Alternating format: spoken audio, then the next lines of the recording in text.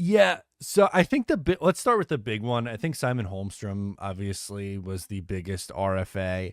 Um, left like we after we Yeah. found out about Oliver Wahlstrom, right? Like once we knew that news, it was kind of will he or won't he with Simon Holmstrom, and no new 4 hours past the deadline have not heard the news yet. What are we thinking there?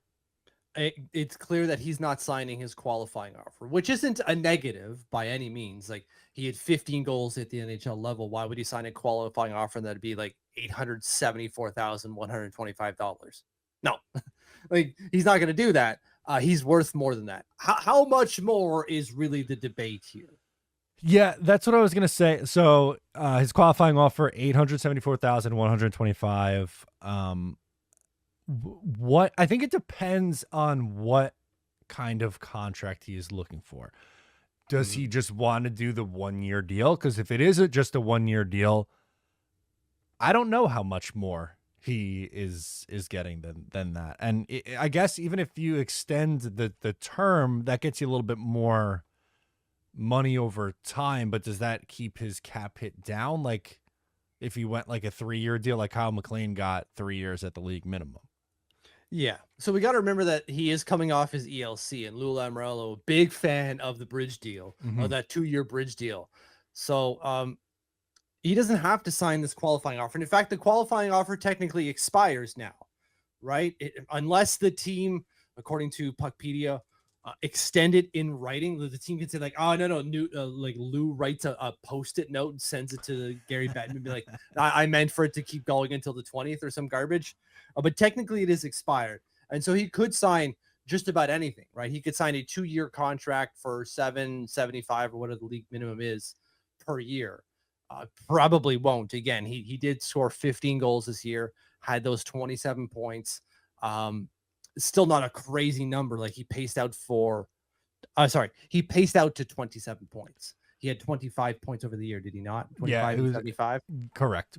25 points, 15 goals, 10 assists in 75 games. Right. So like he's probably not worth more than what, one and a half at most, and that's me rounding up generally. I think. That's probably more than what I would want to give him right now. Yeah. I think for me, it's a million at the most. Yeah. But again, like that's a semantics game. I'm not going to go nuts if they pay him. If they were to pay him that much, I think my reaction would be okay. They see a bigger role for him than what I do right now. Yes, I totally agree. Because I think that's the thing that we're looking at here is he had an okay year, right? The second half, maybe not as good as the first half. Is that a Lane Lambert versus Patrick Roy thing? I don't think so.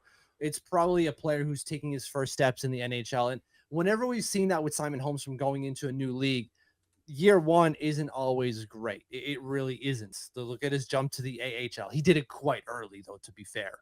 But it's always going to be early because he's quite young. He's only 23 years old, just turned 23 at the end of May. So he's going into his age 24 season. We're expecting a big jump. It's how big of a jump do the Islanders not only see from him, but expect him to take? Or do they want from him type of thing? So you're right. I think 1.5 is quite lofty for him. I think that might be the ceiling in terms of actual monies, but 1 million should be absolutely fair. Like you're talking about what, a $200,000 jump in his salary, even more than that. What was his salary last year? His total salary was $832,000. Yeah, so 100,000 and change. It's not a huge difference. I guess really it comes down to what are the Islanders going to do with their cap. If you like that, make sure to subscribe to Up the Turnpike on Patreon for more exclusive New York Islanders content.